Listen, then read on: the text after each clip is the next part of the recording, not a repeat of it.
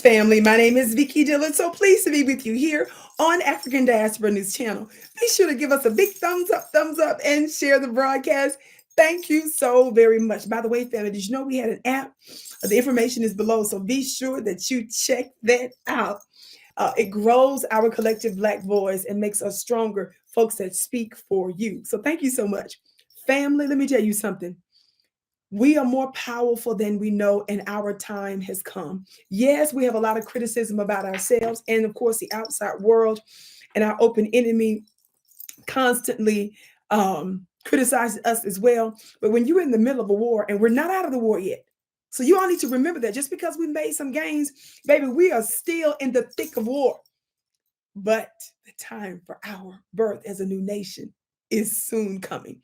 And don't ever forget it. I've been talking about this analogy for years now, that when a woman is getting ready to give birth, sometimes there's pain and bloodshed, there's discomfort, there's inconvenience, right? And because she is writhing with pain and moaning and raising her voice, it doesn't look like something good's happening, but it is. She's bringing forth new life. So this is what I need you to keep in mind as you see some of our difficulty intensifying. It just means that our time of birth is drawing near. Family, with that being said, because we are starting to prioritize ourselves and making sure that the United States of America honors her true founding fathers and mothers, which are us. We are the true founding fathers of the United States of America. Our open enemy did not have the wherewithal, the intellectual prowess, the labor, or the wherewithal to bring into existence the most powerful nation ever. So she stole the land of the original Black indigenous people and stole some of us from the continent of Africa to do what she could not. Talk back to me, somebody. And we have neither, America and her Western partners have neither ceased nor desist oppressing us. And we have not, out of these hundreds of years, received one red dime of reparations. We emphasize that because when we support reparations, it automatically alleviates some of the other problems that plague us. And they know it. Whenever you trace the disparities, when it comes down to obviously economics, obviously business, when you trace the disparities in terms of health, in terms of education, in every metric of society, in crime even, almost 10 out of 10 has a direct or indirect connection to economic disparity. So the reason we emphasize and demand reparations for us, because this would automatically level the field, or I couldn't say really level the field because it's hundreds and hundreds and hundreds of years, but it would do well for us to put us on a more solid footing to manifest, this notion as the Nation of Islam teaches so often, of course, many others, but they're certainly known for this. Honorable Elijah Muhammad, the founder of the Nation of Islam, doing for self, operating as a nation within a nation. What do I mean by that? There's not a lot of major cities that you can go to where you don't find a little Italy or a little Chinatown. Talk black to me. And so while we can honor and respect, the federal and the state laws, rules and regulations, jurisdictions and setups, beloved, we can also be such a giant business power with our own industries and schools and banks and so forth, that, beloved, let me tell you something. Deliverance from oppression is not just going to come through a vote. We here believe in voting strategically. We believe in voting.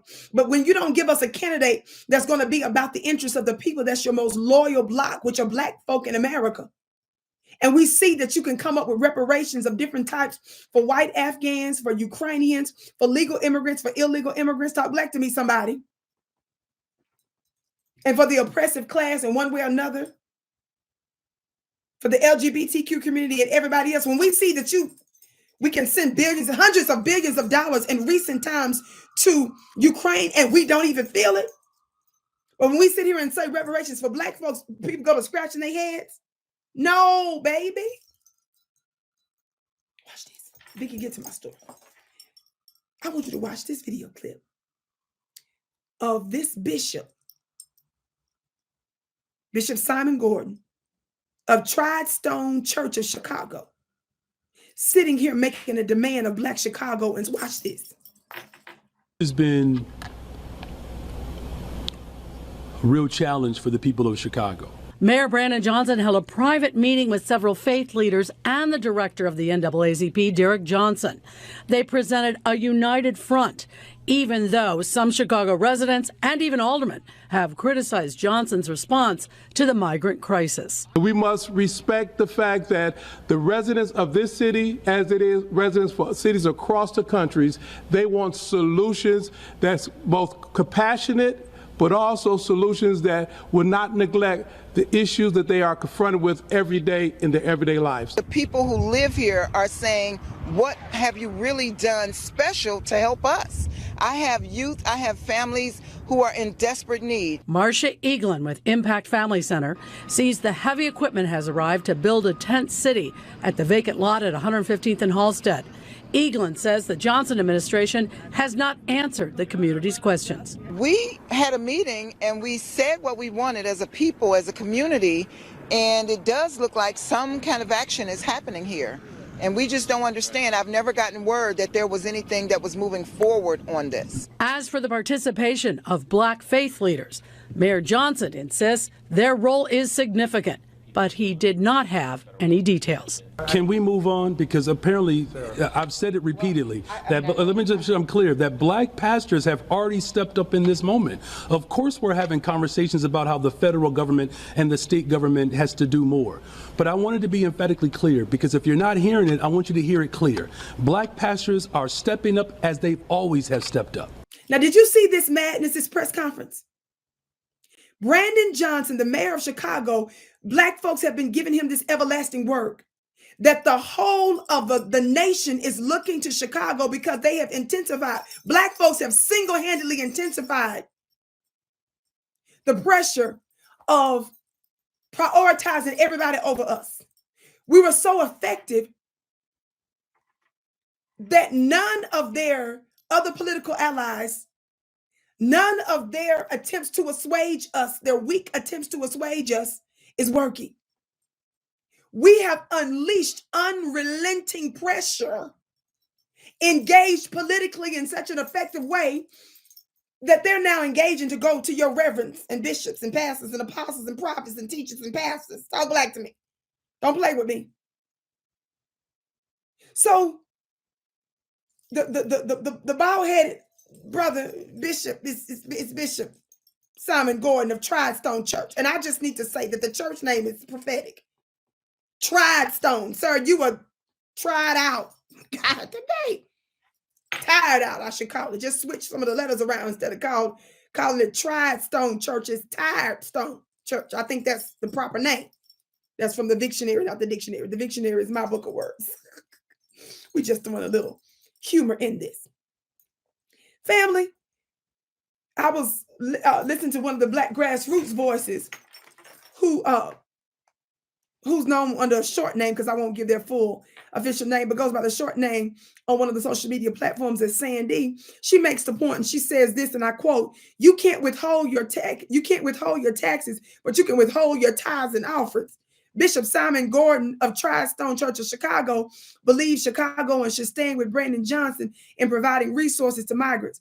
Meanwhile, Black Chicago taxpayers are being neglected and ignored.